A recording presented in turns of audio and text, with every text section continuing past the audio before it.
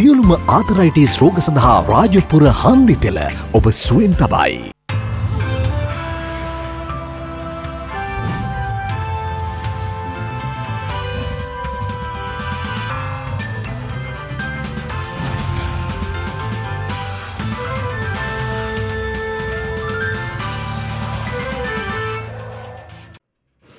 අයිබෝවන් යථාර්ථවාදීව ලෝකයේ දෙස බලන්නට සත්‍ය සිදුවීම් සම්පින්ඩනයක පුවත් දිගහැරුම ශ්‍රද්ධා රූපවාහිනී 6 ප්‍රධාන ප්‍රවෘත්ති විකාශය සමගින් මම භාග්‍ය ධනංජය ගොල්ල ප්‍රථමයෙන් අවධානය දවසේ ප්‍රධාන ප්‍රවෘත්ති සිරස්තල වෙත.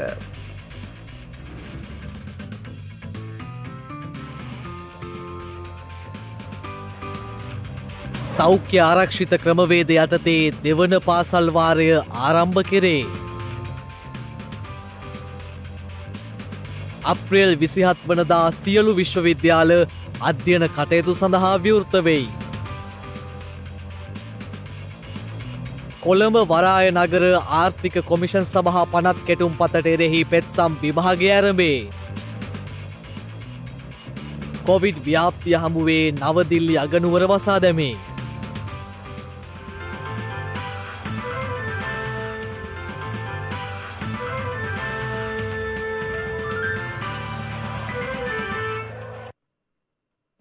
දිවෙන පුරා සියලු රජයේ සහ රජයේ අනුමත පෞද්ගලික පාසල් දෙවන වාරය සඳහා අද විවෘත කෙරුණා. පළමු පාසල් වාරය සඳහා නිකුත් කළ චක්‍රලේඛයේ සඳහන් සෞඛ්‍ය මාර්ගෝපදේශ එලෙසින්ම දෙවන පාසල් වාරය සඳහාද ක්‍රියාත්මක බවයි අධ්‍යාපන අමාත්‍යාංශය සඳහන් කළේ.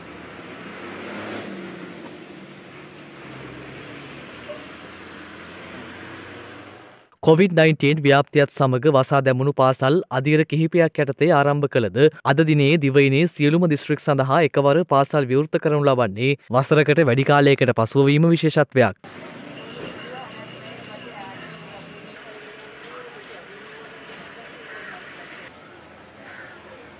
කෙසේ වෙතත් කොළඹ ගම්පහ කළුතර යන දිස්ත්‍රික්කවල පාසල් සඳහා ළමුන් ගෙන්වා ගැනීම තවදුරටත් කාණ්ඩ කිහිපයක් යටතේ ක්‍රියාත්මක කිරීමට අධ්‍යාපන අමාත්‍යාංශය තීරණය කර තිබෙනවා.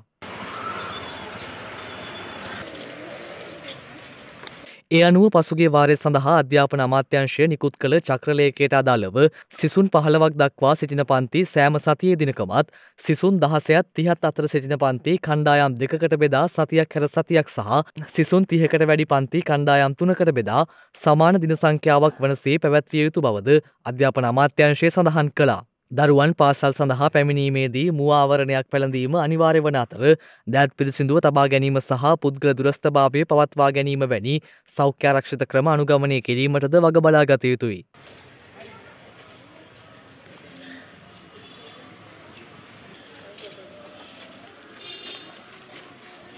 එමෙන්ම කෑම පෙට්ටි වතුර බෝතල් වැනි පෞද්ගලික උපකරණ අන් අය සමග එක්ව පරිහරණය නොකිරීමටත් සිසුන් වග බලා ගත යුතු වනවා. මේ අතර විෂයමාලා ආවරණය කර ගැනීමට ඇති අවශ්‍යතාවය මත අගෝස්තු මාසයේ පාසල් නිවාඩුව සතියකට සීමා කරන බව අධ්‍යාපන අමාත්‍ය මහාචාර්ය ජී.එල්. පීරිස් මහතා පවසනවා. අපි දැන් සලකා බලනවා අගෝස්තු නිවාඩුව පිළිබඳ තත්ත්වය. ඒ මොකද අපේ තීරණය කරලා තිබෙනවා 2021 විභාග පවත්වන දින. ඒවා දැනටම ප්‍රකාශයට පත් කරලා තිබෙනවා. අධ්‍යාපන පොදු සහතික උසස් පෙළ විභාගය අපි පවත්වන්නේ මේ අවුරුද්දේ ඔක්තෝබර් 4 වෙනිදා සිට ඔක්තෝබර් 30 වෙනිදා දක්වා. පස්වන ශ්‍රේණියේ ශිෂ්‍යත්ව විභාගය අපි පවත්වන්නේ ඔක්තෝබර් 3 වෙනිදා. ඒ වගේම අධ්‍යාපන පොදු සහතික සාමාන්‍ය පෙළ විභාගය 2022 ජනවාරි මාසයේ අවසාන සතියේ. එහෙනම් විෂයමාලා නිර්දේශ ආවරණය කිරීමට සෑහෙන කාලයක් අවශ්‍යයි. ඒ සඳහා අපිට සලකා බලන්න සිදු වුණා අගෝස්තු මාසයේ නිවාඩුවේ කෙටි කිරීම සුදුසු කියන එක. එක්තරා නිවාඩුවක් අවශ්‍යයි අපේ දූ දරුවන්ට. හැබැයි මේ විභාගවලට පිළියෙල වීම සඳහා ඒ දරුවන්ට උපකාරයක් හැටියට අපි බලාපොරොත්තු වෙනවා අගෝස්තු මාසයේ නිවාඩුව සතියකට පමණ කාලයකට සීමා කිරීමට.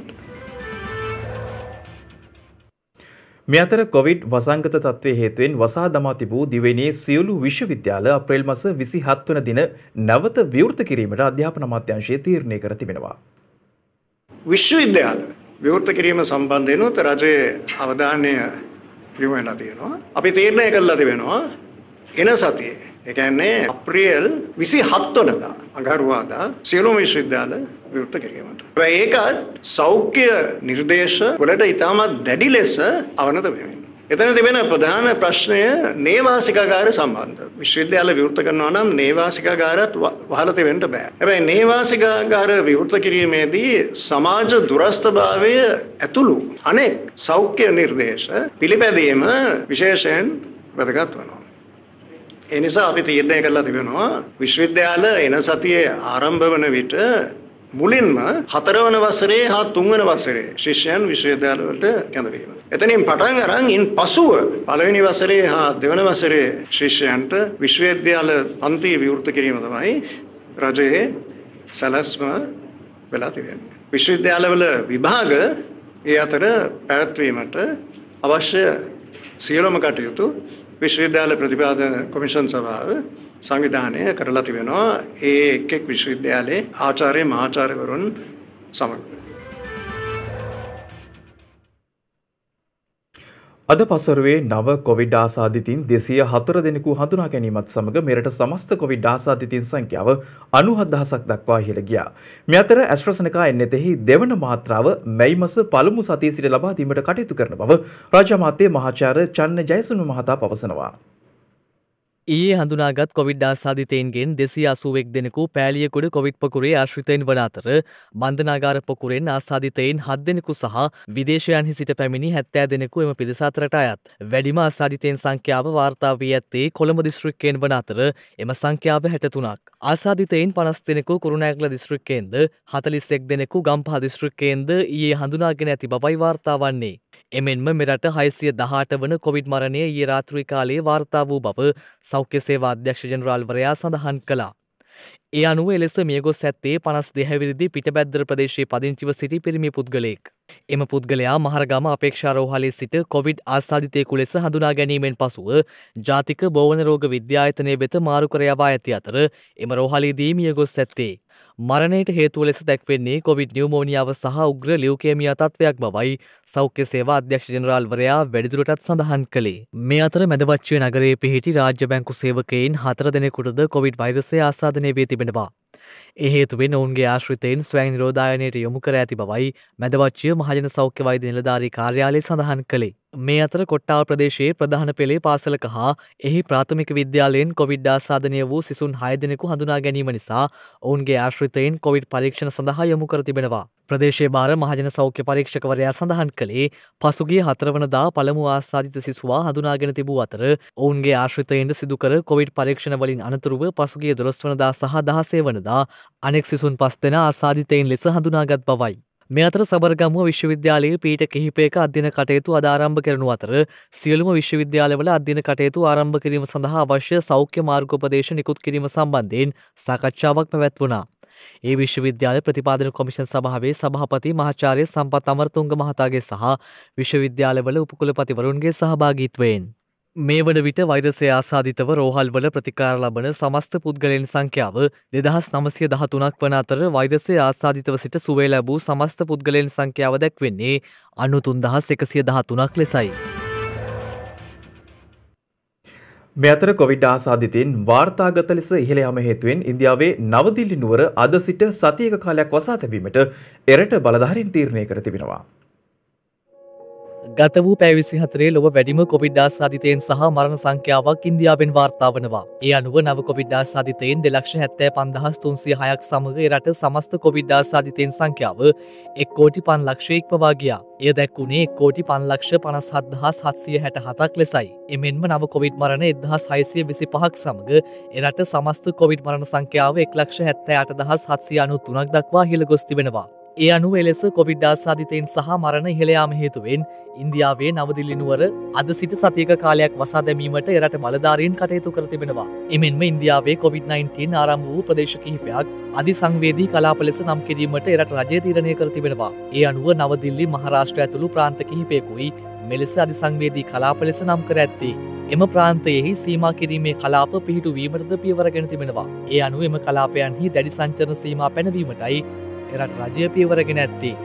මේ අතර ඔක්සිජන් සැපයුම අඩාල වීම හේතුවෙන් ඉන්දියාවේ මධ්‍ය ප්‍රදේශ ප්‍රාන්තයේ රෝහලක දැඩි සත්කාරිකකේ ප්‍රතිකාර ලබමින් සිටි කොවිඩ් ආසාදිතයින් 10 දිනක මිය ගොස් තිබෙනවා. රෝහල් බලධාරීන්ගේ වගකීම් විරහිත ක්‍රියාකලාපයේ හේතුවෙන් මෙම මරණ සිදු වී ඇති බවටයි මියගිය පුද්ගලයින්ගේ ඥාතීන් චෝදනා කර ඇත්තේ. කෙසේ වෙතත් ඔක්සිජන් සැපයුම අඩාල වීමෙන් එම මරණ සිදු වූ බවට එල්ලවන චෝදනා රෝහල් බලධාරීන් විසින් ප්‍රතික්ෂේප කර තිබෙනවා. කොවිඩ්-19 වසංගත තත්ත්වයෙන් දැඩි බලපෑමක් එල්ල වී ඇති ඉන්දියාවේ රෝහල් රැසක් මේ වන විට කොවිඩ් ආසාදිතයින්ගෙන් පිරී ගොස් ඇති අතර රෝහල් පහසුකම් නොමැතිවීම හේතුවෙන් ඇතැම් රෝගීන් මෙන්ම සෞඛ්‍ය කාර්ය මණ්ඩලයේද පීඩාවට පත්ව ඇති බවයි විදෙස් මාධ්‍ය වාර්තා කළේ. මේ අතර සිය රටේ ජාත්‍යන්තර දේශ සීමාවන් යළි විවෘත කිරීමට හදිසියක් නොමැති බව ඕස්ට්‍රේලියානු අග්‍රාමාත්‍ය ස්කොට් මොරිසන් පවසනවා. ඔහු සඳහන් කළේ එවැනි පියවරකින් ඕස්ට්‍රේලියානුවන් දැන් ගත කරන නිදහස් ජීවිත රටාවට බාධාවක් සිදු නොකළ යුතු බවයි. කොවිඩ් වෛරස් ගෝලීය වසංගතය හේතුවෙන් ඕස්ට්‍රේලියාව පසුගිය වසරේ මාර්තු මාසයේදී තම රටේ පුරවැසියන් නොවන සියල්ලන් සඳහා එරට දේශ සීමාවන් වසා දැමුවා. කෙසේ නමුත් පසුගිය මාස කිහිපය තුළ සීමිත ජාත්‍යන්තර ගුවන් ගමන් සඳහා අවසර ලබා දුන් නමුදු එහිදී ප්‍රමුඛත්වයේ හිමි වූයේ විදේශයන්හි සිට පැමිණෙන ඕස්ට්‍රේලියානුවන්ටයි. දේශ සීමා වසා දැමීම මෙන්ම දැඩි සෞඛ්‍ය මාර්ගෝපදේශ ආදී පියවර තුළින් ඕස්ට්‍රේලියාවේ කොවිඩ් ආසාදිතයින් සංඛ්‍යාව 29500කට සීමා වූ අතර එරටින් වාර්තා වූ මරණ සංඛ්‍යාව 910ක්. අග්‍රාමාත්‍ය ස්කොට් මොරිසන් සඳහන් කළේ ලෝ අනිකුත් රටවල් වලට වඩා වෙනස් පියවර අනුගමනය කිරීමෙන් තම රට ලබා සිටින තත්ත්වය අවදානමකට ලක් කර නොහැකි බවයි. කොළඹ වරාය නගර ආර්ථික කොමිෂන් සභා පනත් කෙටුම්පත අභියෝගයට ලක් කරමින් ගොනු කර තිබෙන පෙත්සම් සලකා බැලීම අද සිදු වුණා. ඒ අනුව එම පෙත්සම් සලකා බැලීම පංචපුද්ගල ශ්‍රේෂ්ඨාධිකරණ විනිසුරු මඩුල්ලක් ඉදිරියේ අද පෙරවරුවේ ආරම්භ කළා. අගවිනිසුරු ජයන්ත ජයසූරිය, බුවනක අලුවිහාරයේ ප්‍රියන්ත ජයවර්ධන, මුරුදු ප්‍රනාන්දු සහ ජනග්ද සිල්වා යන පංචපුද්ගල ශ්‍රේෂ්ඨාධිකරණ විනිසුරු මඩුල්ල හමුවෙයි එම පෙත්සම සලකා බැලෙන්නේ. එහිදී පෙත්සම් සලකා බැලීම ආරම්භ කිරීමට ප්‍රථම විවෘත අධිකරණයේ කරුණු දැක් වූ අගමිනිසුරු ජයන්ත ජයසූරිය මහතා මෙම පනත් කෙටුම්පත අභියෝගයට ලක් කරමින් නීතිඥවරු විශාල පිරිසක් පෙනී සිටින හේයින් සෑම නීතිඥවරයෙකුම සිය වාචික දේශන විනාඩි 20ත් 30ත් අතර කාලයකට සීමා කරගන්නා ලෙස ඉල්ලා සිටියා. ඉන් අනතුරුවයි පෙත්සම්කාර පාර්ශ්ව වෙනුවෙන් ජනාධිපති නීතිඥ කේ කනගීශ්වරන් මහතා කරුණු ඉදිරිපත් කිරීම ආරම්භ කරනු ලැබුවේ. කොළඹ වරාය නගරයේ ආර්ථික කමිෂන් සභා පනත් කෙටුම්පත අභියෝගයට ලක් කරමින් එක්සත් ජාතික පක්ෂයේ සභාපති වජිර අබේවර්ධන මහතා, එම පක්ෂයේ මහලේකම් පාලිත රංගේ බණ්ඩාර මහතා, ශ්‍රී ලංකා නීතිඥ සංගමය විකල්ප ප්‍රතිපත්ති කේන්ද්‍රයේ ඇතුළු පාර්ශවයන් පෙත්සම් 20ක් පමණ ඉදිරිපත් කර තිබෙනවා. එමෙන්ම අදාළ පෙත්සම් වලට මැදිහත් වී කරුණු දැක්වීමට අවසර ඉල්ලා අමාත්‍ය මහාචාර්ය ජී.එල්. පීරිස් මහතා, ශ්‍රී ලංකා පොදු ජන පෙරමුණේ ලේකම් පාර්ලිමේන්තු මන්ත්‍රී සාගර කාර්යවසම් මහතා, ශ්‍රී ලංකා පොදු ජන පෙරමුණේ නීතිඥ සංගමය ඇතුළු පිරිසක් අතරමැදි පෙත්සම් ඉදිරිපත් කර තිබෙනවා. පෙත්සම්කරුවන් සඳහන් කළේ අදාළ පනත් කෙටුම්පතේ අන්තර්ගත ඇතැම් වගන්තිවලින් මෙරට ආණ්ඩුක්‍රම ව්‍යවස්ථාව උල්ලංඝනය වන බවයි. මේ හේතුවෙන් අදාළ වගන්ති සම්මත කිරීමට අවශ්‍ය නම් ඒවා පාර්ලිමේන්තුවේ 3/2ක බහුතර ඡන්දයක් සහ ජනමත විචාරණයකින් සම්මත විය යුතු බවට තීන්දුවක් ලබා දෙන ලෙසද මොවුන් සිය පෙත්සම් මගින් ශ්‍රේෂ්ඨාධිකරණයෙන් ඉල්ලා තිබෙනවා. කෙසේ වෙතත් එම පෙත්සම් සලකා බැලීමේ කටයුතු හෙට පෙරවරු 10 වන තෙක් කල් දමා තිබෙනවා. මේ අතර කොළඹ වරාය නගර ආර්ථික කොමිෂන් සභා පනත තුළින් මෙරට වෙනම භූමි ප්‍රමාණයක් නිර්මාණය නොවන බව රාජ්‍ය අමාත්‍ය සුසිල් ප්‍රේමජයන්ත මහතා අද ප්‍රකාශ කළා. ඒ අද පැවති මාධ්‍ය හමුවකට එක්වෙමින් පනත තුලින් කිසිදු ආකාරයකින් වෙනත් භූමි ප්‍රදේශයක් රටක් නිර්මාණය වෙන්නේ නැහැ. මොකද අපේ රටේ ආණ්ඩුක්‍රම ව්‍යවස්ථාවේ පහ වගන්ති ඊටාම පැහැදිලිව කියනවා ජන රජයට අයත් දේශය. ඉතා පැහැදිලිව කියනවා ශ්‍රී ලංකා ජන රජයට අයත් දේශය පරිපාලන දිස්ත්‍රික්ක 25න්ද ජන රජයේ දේශීය ජල තීරින්ද සමන්විත වන්නේ. පරිපාලන දිස්ත්‍රික්ක 25 නම් පළවෙනි උපලේඛනයේ දැක්වෙන්නේ. දැන් මේ පනතේ කොහේ හරි තියෙනවද මේකට වෙන දිස්ත්‍රික්කයක් නම් කරලා? නැහැ. ඒතර වෙන රටක් හරියට තියෙනවද? නැහැ. මේක කොළඹ දිස්ත්‍රික්කයේම කොටසක්. මොකද දැන් මේ බිල් එකේ මේ පනත් කෙටුම්පතේ අවසානයේ 72 වෙනි පිටුවේ 72 වෙනි පිටුවේ මේකේ සීමාවන් තියෙනවා දක්වලා. දැන් නිදහස් වෙළඳ කලාපයක් වුණත් ඒ කලාපයට අයිති සීමාව තියෙනවා. සීමාව නැත්තම් බෑනේ හැමතැනම නිදහස් වෙළඳ කලාපයක් වෙන්න පුළුවන්.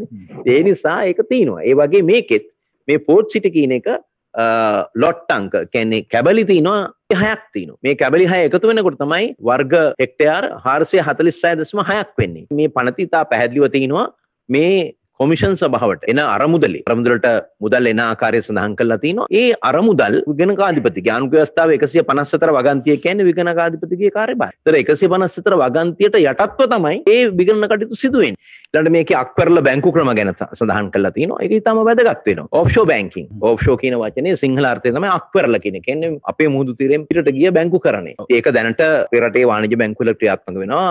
ඒතර ඒ ඔෆ්ෂෝර් බැංකින් එක මේක තුල ඉඩකඩ සලසලාද නැත්නම් විදේශ ආයෝජකයෝ ඇවිල්ලා ඒගොල්ලන්ගේ මුදල් ගෙනල්ලා හිටන් ඒ තැන්පත් කරලා සුරක්ෂිතව ඒක තියෙන්න ඕනේ. ඒක ආයෝජනය කරන්න ඕනේ. ඒක උපේන ආදායම අපනයන කළා එවෙන් අපහුව මේ ප්‍රති ආයෝජනය කරන්න හෝ ඒ කටයුතු වල යොදා ගන්න පුළුවන්. එවැනි සහන ක්‍රියාවක් තමයි මේකේ සලසලා තින්නේ. කෙනෙක් කියන්න පුළුවන් මේ චීන කොලනියක් මෙතන හදනවා කියලා නෑ. මේ කොමිෂන් එක තමයි තීන්දුව කරන්නේ මොන සමාගම් වලටද කාටද මේ බලපත්‍ර දෙන්නේ. මෙතන මේ ඉඩම් මිලදී ගන්න, බද්දට ගන්න, ගොඩනැගිලි හදන්න, ව්‍යාපාර කටයුතු කරන්න කියන අපි දන්නවා ඉතා පැහැදිලිව චීනය ගැනමනේ කියන්නේ. දැන් IMF එක ජාත්‍යන්තර මුල්ල අරමුදල ඊයේ මාධ්‍ය වාර්තා කරලා තිබුණා 2021 වර්ෂයේ 8.4 GDP එක වර්ධනයක් තියෙන එකම රට ලෝකයේම චීනය මේ COVID-19ත් එක්ක. බොහෝ සංවර්ධිත රටවල් පවා ඍණ අගයක ඉන්නේ. ඉතින් ඒක නිසා අපි ඒ අතින් බලනකොට අපි සතුටු වෙන්න ඕනේ වෙනි සමාගම් මෙහෙට එන්න වෙන කාටද එන්න සල්ලි තියෙන්නේ. මම හිතන්නේ අපිට මේකේ යම් සංශෝධන තියෙනවා නම් ඒ සංශෝධන ශ්‍රේෂ්ඨාධිකරණයෙන් මඟ පෙන්වන්න පුළුවන්. එතනින් එහාට පාර්ලිමේන්තුවට පනතක් ගේන්නේ ඒ පනත වාද කළා විවාද කළා අපිට ගැළපෙන ආකාරයේ තව සංශෝධන තියෙනවා. ඒකත් එක්ක යන්නේ. ඉතින් මේක පනත් කෙටුම්පතක් පමණයි. පොදු ප්‍රවාහන භාවිතයේදී මෙන්ම පාසල් ළමුන් ප්‍රවාහනයේදී සෞඛ්‍ය මාර්ගෝපදේශ අනුගමනය කරමින් කටයුතු කරන ලෙස පොලිසිය මහජනතාවගෙන් ඉල්ලීමක් කරනවා. පොලිස් මාධ්‍ය ප්‍රකාශක නියෝජ්‍ය පොලිස්පති අජිත් රෝහණ මහතා සඳහන් කළේ රථවාහන පොලිස් නිලධාරීන් ඒ පිළිබඳව නිරන්තරයෙන් විමසිල්ලෙන් පසුවන බවයි. අද දිනේ ඔබ අවුරුදු නිම කරලා නැවත ගම්බිම්වල සිට නගරයට පැමිණෙන දිනය වෙන්නට පුළුවන්. ඒ වගේම අද දිනය පාසල් අලුතින් පටන් ගන්නා දිනය. මේ සියල්ල සමග වැදගත් කාරණයක් ගැන ඔබේ අවධානය යොමු කළ යුතුයි. එනම් කොවිඩ් වසංගතයෙන් ආරක්ෂා වීම. සමහර විට ඔබ ගම් ප්‍රදේශයට ගිය අවස්ථාවේ තවත් නගරයක සිට පැමිණි අය ආශ්‍රය කර තිබෙන්නට පුළුවන්. ඔවුන් කොවිඩ් ආසාදිතයින් බවට පත් වී තිබුණා නම් ඔබටත් මේ රෝගය වැළඳෙන්නට පුළුවන්. ඒ නිසා නිරන්තරයෙන් ඔබ සෞඛ්‍ය ආරක්ෂිත විධි අනුගමනය නොකළහොත් එම රෝගය ඔබ සේවය කරන ස්ථානයේ සේවකීන්ට වැළඳෙන්නට පුළුවන්. ඒ නිසා නිරන්තරයෙන් කොවිඩ් රෝගය ගැන අවධානයෙන් යුතුව කටයුතු කරන්න, සෞඛ්‍ය සිරිත් අඛණ්ඩව පිළිපදින්න, පොදු ප්‍රවාහන සේවාවල ගමන් කිරීමේදී කිසිම අවස්ථාවක මුහුණු ආවරණ නොමැතිව ගමන් කරන්නට එපා. ඒ වගේම පොදු ප්‍රවාහන සේවාවල රියදුරන්, කොන්දොස්තරවරුන්, සහායකින්ගේද යුතුයකමක් වෙනවා සෑම විටම තම ප්‍රවාහන සේවයට මුහුණු ආවරණ සහිත පුද්ගලයන් පමණක්ම නංවා ගැනීම. එසේ නොමැතිව නිරෝධායන රීති උල්ලංඝනය වන ආකාරයට යමෙක් කටයුතු කරනවා නම් ඒ පිළිබඳව වහාම පොලිස් නිලධාරීන් වෙත දැනුම් දීමට කටයුතු කළ යුතුයි. ඒ වගේම ශ්‍රී ලංකා පොලිසිය මේ ගැන නිරන්තරයෙන් විමසිල්ලෙන් පසු වෙනවා. පොලිස් රථවාහන රාජකාරී කරන නිලධාරීන් වෙත මේ සම්බන්ධ උපදෙස් ලබා දී තිබෙනවා. ඒ වගේම විශේෂයෙන්ම පාසල් ළමුන් ප්‍රවාහනය කරන පොදු ප්‍රවාහන සේවා සම්බන්ධයෙන් පොලිසිය අවධානය යොමු වී තිබෙනවා. නිරන්තරයෙන්ම පාසල් දරුවන් රැගෙන යාමේදී නිරෝධායන රීතීන් වලට අනුගතව ඔවුන් රැගෙන යන ලෙසට අදාළ පාර්ශවයන්ගෙන් ඉල්ලා සිටිනවා. රජයේ නව ප්‍රවෘත්ති අධ්‍යක්ෂ ජෙනරාල්වරයා ලෙස ජ්‍යෙෂ්ඨ මාධ්‍යවේදී මොහාන් සමරනායක මහතා අද සියදුරේ වැඩභාරගත්තා. දෙස් විදෙස් ජනමාධ්‍ය ශේෂ්ත්‍රයේ දශක 4කට අධික කාලයක් පුරා සුවිශේෂ අත්දැකීම් සහිත ප්‍රවීණයෙකු වන මොහාන් සමරනායක මහතා මින් පෙර ජනාධිපති මාධ්‍ය අධ්‍යක්ෂ ජෙනරාල් ධූරයෙහි කටයුතු කළා. දවස පුවත්පතෙහි උපකර්තෘවරයෙකු ලෙස ජනමාධ්‍ය ශේෂ්ත්‍රයට පිවිසි මොහාන් සමරනායක මහතා ශ්‍රී ලංකා ගුවන්විදුලි සංස්ථාව, ශ්‍රී ලංකා රූපවාහිනී සංස්ථාව වැනි රාජ්‍ය මාධ්‍ය ආයතන රැසක ඉහළ ධූරයන් හොබවා ඇති අතර ඒ මහතා එක්සත් ජාතීන්ගේ ප්‍රවෘත්ති කේන්ද්‍රයේ ප්‍රධානියා ලෙසද දිගු කලක් සේවය කර තිබෙනවා. මොහාන් සමරනායක මහතා අද දින රජයේ ප්‍රවෘත්ති දෙපාර්තමේන්තුවේදී රජයේ ප්‍රවෘත්ති අධ්‍යක්ෂ ජෙනරාල්වරයා ලෙස රාජකාරි බාර ගැනීමේ අවස්ථාවට ජනාධිපති මාධ්‍යංශයේ ජනමාධ්‍ය අමාත්‍යාංශය සහ රජයේ ප්‍රවෘත්ති දෙපාර්තමේන්තුවේ ඉහළ නිලධාරීන් ඇතුළු කාර්ය මණ්ඩල සමාජිකයින් එක්ව සිටියා. ඉතින් මේ මොහොතේ මම ප්‍රතිඥා දෙන්නේ නැහැ. ඔබ අසා ඇති කියමනක් තිබෙනවා. කේන්ති ගිය විට තීරණ ගන්න එපා. සතුටින් සිටින විට පොරොන්දු දෙන්න එපා. මොකද එවැනි පොරොන්දු තීරණ වරදින්න පුළුවන්. නමුත් අපි උත්සාහ කරමු. රජයේ ප්‍රවෘත්ති දෙපාර්තමේන්තුවෙන් අපේක්ෂිත කාර්යභාරය අපට අපේ කාලය තුළ හැකි උපරිම මට්ටමින් ඉටු කරන්නට යහපත් සාධාරණ යුක්ති සහගත දේශයක් ගොඩනැගීම සඳහා. කවර හෝ රටක ප්‍රගතියේදී ප්‍රගමනයේදී විශේෂ වැදගත් සාධකයක් තමයි තොරතුරු ප්‍රවෘත්ති දැනුම.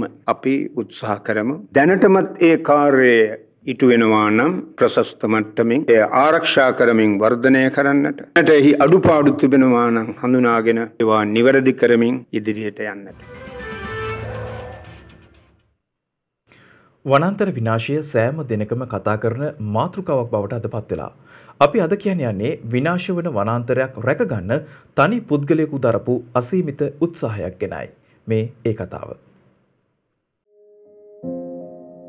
ජූලියා හිල්ස්. ඇය උත්පත්තිය ලබා ඇත්තේ 1974 පෙබරවාරි මාසයේ ඇමරිකා එක්සත් ජනපදයේ මියුරි ප්‍රාන්තයේ. තමන්ගේ පියා මව සහෝදරයෝ දෙන්නත් එක්ක කුඩා කල ජූලියා ගත කළේ සරල ජීවිතයක්. ඇය ජූලියා හිල්ස් වුවත් ඇයව බොහෝ දෙනා හඳුන්වන්නේ ජූලියා බටර්ෆ්ලයි හිල්ස් ලෙසයි. ඒ කුඩා කල සමනලෙක් සමග මුළු දිනක්ම සංචාරය කිරීමේ සිදුවීමක් හේතුවෙන්. හොඳින් අධ්‍යාපනය ලැබූ ජූලියා ගහකොළ එක්ක ඇතිකරගත්තේ අසීමිත බැඳීමක්. ඇය තමන්ගේ මනස සුවපත් කර ගැනීමට මේ ගහකොළ ප්‍රයෝජනයට ගත්තා. සැබෑ කතාව පටන් ගන්න ඒත් සමගයි. 1997 නොවැම්බර් මාසයේදී ජූලියා සංචාරයක යෙදෙනවා කැලිෆෝනියා ප්‍රාන්තයේ. එම කාලසීමාවේදී එම ප්‍රාන්ත බලධාරීන් කිසියම් සංවර්ධන කටයුත්තක් සඳහා ප්‍රදේශයේ කැලයක් එළිපෙහෙළි කිරීමට සූදානම් වී තිබුණා. කෙසේ වෙතත් ප්‍රදේශයේ වනාන්තර රකින ස්වේච්ඡා කණ්ඩායමක් එලෙස කැපීමට නියමිත විශාල කැලයක් රැකගන්න විශාල ප්‍රයත්නයක නියැලී සිටියා. මේ කැලේ අවුරුදු දහස් ගාණක් පැරණි යෝධ රෙඩ්වුඩ් ගස් වලින් පිරුණු කැලයක්. කොතරම් උද්ඝෝෂණය කළත් එම ප්‍රාන්ත බලධාරීන් තීරණය කරනවා මේ කැලේ කපන්න. ජූලියා මේ කැලේ රැකගැනීමේ සටනට එකතු වෙන්නේ මේ අවස්ථාවේදී. ඇගේ තීරණය ප්‍රබල තීරණයක්. ජූලියා ස්වේච්ඡාවෙන්ම ඉදිරිපත් වෙනවා ඒ කැලේ තියෙන උසම ගහට නැගලා මේ කැලේ කැපීමේ තීරණය අතහරින තෙක් සත්‍යග්‍රහයේ දෙන්න. මේ ගස මීටර 55ක් උස අවුරුදු දහසකට වඩා පැරණි යෝධ ගහක්. කාගෙත් බලාපොරොත්තුව වුණේ කෙටි කාලයකින් ඇය නැවත බිමට බසීවි කියලා. ඒ වන විට අවුරුදු 22ක් වුණු තරුණ ජූලියා කෙතරම් දින ගණනක් මේ ගහමුදුනේ සිටියද කියලා ඔබ දන්නවද? අවුරුදු 2කුත් දවස් 8ක්. දවස් වලින් නම් දින 738ක්. විශ්වාස කළ හැකිද? හිම කුණාටු සැඩ සුළං වැස්ස ඍණ උෂ්ණත්වයේ එක්ක ජූලියා කැලේ මැද්දේ යෝධ ගහක් උඩ තනියම සටන් කළා. බලධාරීන් මේ කැලේ කපන අදහස අතහරිනතුරු ඒ අවුරුදු 2ට එකම වරක්වත් ලෙඩකටවත් කිසිම හේතුවකටවත් ජූලියා බිමට බැහැලා නැහැ. ආහාර පාන ඇඳුම් පැළඳුම් වගේ මූලික අවශ්‍යතා කඹයක ආධාරයෙන් ගැට ගහපු බාල්දි වගේ දේවල් වලින් තමයි ඇයට ලබා දී තිබුණේ. අවසානයේ අවුරුදු 2කට පස්සේ ජූලියා බිමට බහින්නේ මේ වගේ විශාල ගස් නොකපන බවට ප්‍රාන්ත රජය හා ගස් කැපීමට නියමිත සමාගම පොරොන්දු ලබා දීමෙන් අනතුරුවයි. ඒ වෙද්දි ජූලියා ලෝකේ පුරාම ප්‍රසිද්ධයි. ජූලියා අවුරුදු 2ක් ජීවත් වුණු ගහේ නම ලූනා. ඇය ප්‍රකාශ කර තිබුණේ ලූනා හා මම දෙන්නෙක් නෙවෙයි යන වග. අපි එක්කෙනෙක්. මේ මොහොතේ පවා මට ලූනාව දැනෙනවා. අවුරුදු 2ක් පුරා ලූනා මාව රැක බලාගත්තා. මං ගහට නැග්ගේ කිසිම දෙයක් නොදන්න පුංචි කෙල්ලෙක් විදිහට. ඒත් ගහෙන් බැස්සේ කිසිම දෙයකට බය නැති පුදුමාකාර ඇතුළාන්ත සාමයක් ලබපු වෙනස්ම මිනිසෙක් විදිහට කියලයි. පහුකාලීනව ජූලියා ප්‍රසිද්ධ ක්‍රියාකාරිනියක් වුණා. ගස් හා වනාන්තර ආරක්ෂා කිරීමට කැප වුණු. පොත් රචනා කරමින් දේශන පවත්වමින් රටවල් ගානක සංචාරය කරා.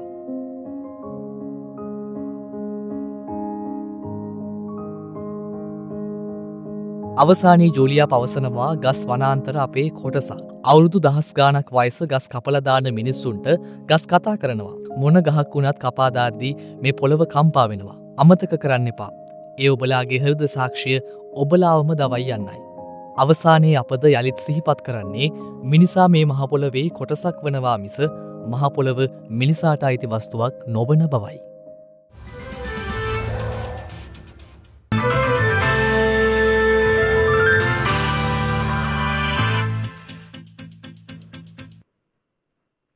අවධානය විදෙස් පුවත් වෙත. ඊජිප්තියේ සිදු වූ මාරක දුම්රිය අනතුරකින් පුද්ගලයන් 11 දෙනෙකුට දිවි අහිමි වී තිබෙනවා.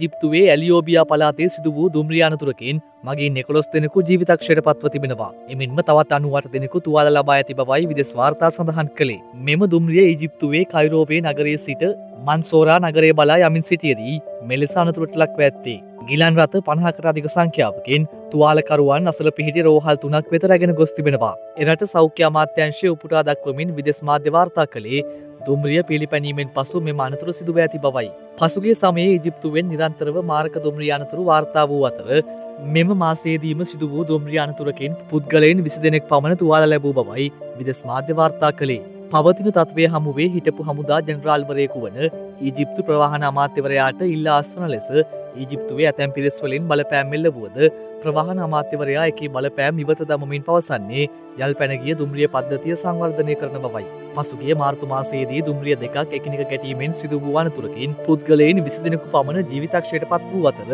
200කට ආසන්න පිරිසක් තුවාල ලැබුවා.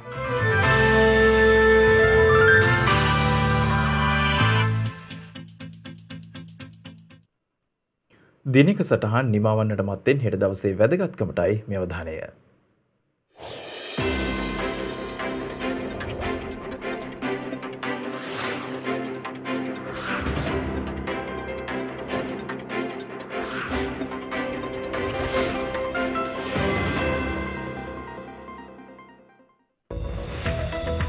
හෙට අප්‍රේල් මස 20 වනදා සුප්‍රකට ගුවන් විදුලි නිවේදකයෙකු ගීත නිබන්ධකයෙකු මෙන්ම චිත්‍රපට දෙබස් රචකයෙකු වූ කරුණාරත්න අබේසේකර මහතා අභාව ප්‍රාප්ත වී ඇත්තේ 1983 අප්‍රේල් මස 20 වන දිනයි. පළමුවරට දුරකථන ඇමතුමකදී පුද්ගල රූප පෙනෙන ලෙස ඇමතුමක් ගැනීම නිව්යෝක් නුවර සහ කැලිෆෝනියාව අතර සිදු කර ඇත්තේ 1964 අප්‍රේල් මස 20 වන දිනයි. පළමු ඉලෙක්ට්‍රොනික අන්වීක්ෂය පෙන්සිල්වීනියාවේදී ප්‍රදර්ශනය කර ඇත්තේ 1940 අප්‍රේල් මස 20 වන දිනයි.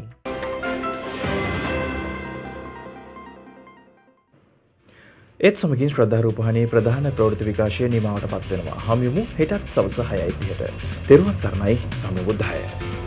මෙවැනි වැදගත් පුවත් නැරඹීම සඳහා ශ්‍රද්ධා TV News YouTube channel එක subscribe කර සීනුව සලකුණ වන්න.